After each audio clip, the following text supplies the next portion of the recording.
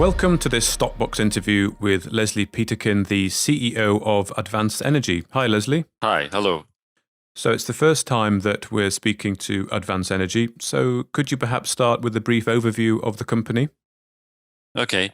Well, look, I'll just give you a little bit of background on how we started, without going too much into detail.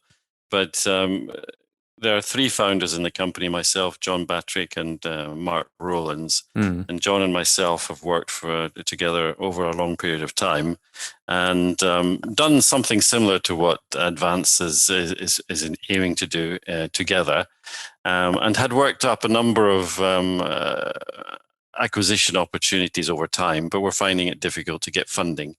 And somebody connected me with Mark here in Geneva, where I live, and he and I got together, had some discussions for quite some time. Nothing really happened because he was very busy. And when what he was doing came to a natural end, we started talking again, and he was finally persuaded to help John and myself with this portfolio of opportunities, in terms of finding an entity to put them into and to help with funding. And ultimately, we got offered the chance to take over Andalas at the end of last year. And the takeover finally took place in early February this year.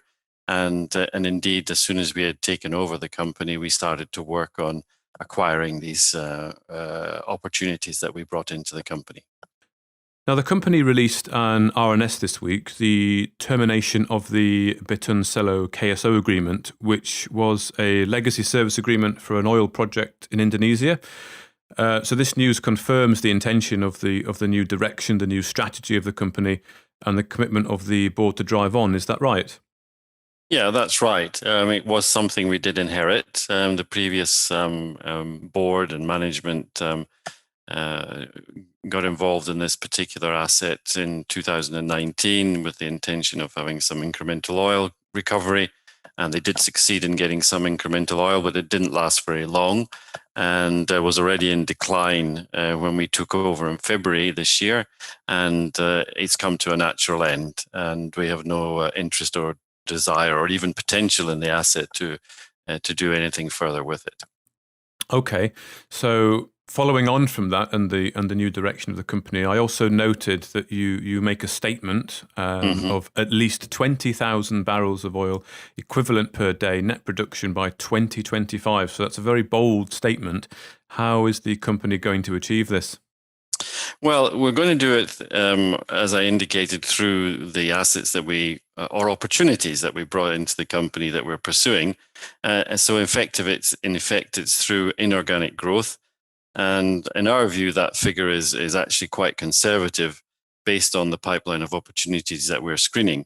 The whole point about the assets that we're looking at, have brought into the company and are interested in the future, it's all about materiality. We're not looking at small assets with small production potential. Okay. It's always nice to see, it's nice for private investors to see skin in the game. Well, that's where directors have put their own cash into the company. And since joining Advance in early 2020, I understand that the board have invested £535,000 of their own money in both placings, and also more recently with some on-market buys. So that's a big tick in the box for investors. That must make you confident in the project. But how do you feel about that? Well, at the outset, we considered it was absolutely imperative as Advance's management team to show alignment with shareholders. We're not a lifestyle company. We're all very experienced people who have been in the industry for a very long time. We're a serious team, and we look to generate material value for Advance Energy shareholders. Our own investment in Advance reflects that confidence we have in our ability to do that. And in addition, or as a consequence, we do hope in turn that provides confidence to the market. Well, I'm sure it will. So this is clearly a turning the page in the company, and almost a reset. So of course, investors are going to be very keen to know what it is you plan to do with it, if it's sort of, again, turning over a fresh leaf, so to speak. Mm-hmm. So can you offer investors any guidance on the current new ventures that the company is currently looking at or completing due diligence on? And can you indicate any timescales on potential new projects? Sure. We can't talk about specifics, as I'm sure you're aware. However, there are slides in the recent presentation on our website that outline the types of assets that we're looking at and the sort of cash flow that they could generate. And there you'll see, coming back to your first question, or the second question, sorry, the materiality issue. You can see that all of these assets that we're looking at and the cash flows that they show indicate that we're going to look to produce, if we can acquire these assets, significant volumes of oil and gas, and with significant cash flows associated. In terms of where we stand today, we're in advanced discussions in two particularly compelling opportunities, and we are encouraged by the dialogue we're having. That's to say, we're reasonably well advanced, but nothing is concrete. Like always, the deal is not done until the deal is done. These assets are consistent with our strategy, something that we set out when we established Advance. And delivering cash flow or near-term cash flow is what these opportunities are about. Either one would be transformational and set the tone for our future ambition at Advance. We are confident that we will conclude a deal within the next 6 months. Good. Okay, so 6 months. That's pretty soon then in exploration terms. I would just say that we're not exploration. One of the key points of our strategy is that we are not intending to be involved in high-risk exploration. Everything that we're looking at is already discovered or already developed, but has additional value that we've pinpointed as worthy of our interest and pursuit of the acquisition.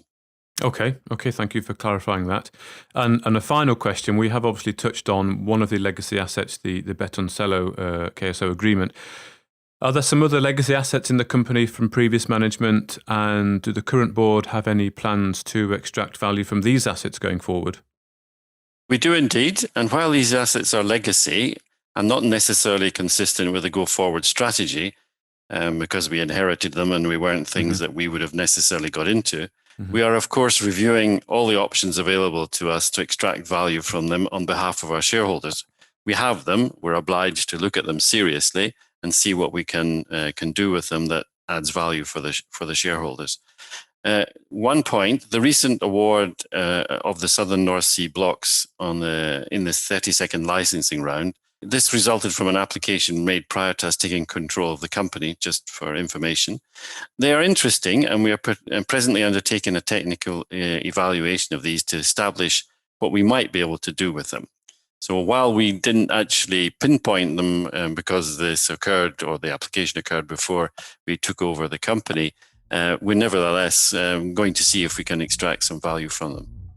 Okay, great. Well, Leslie Peterkin, the CEO of Advance Energy, thank you very much for talking to us, and I hope we can catch up in a few months' time and see where the company's going. Thank you for your interest and your time. Thank you. Thank you for listening to this Stockbox interview.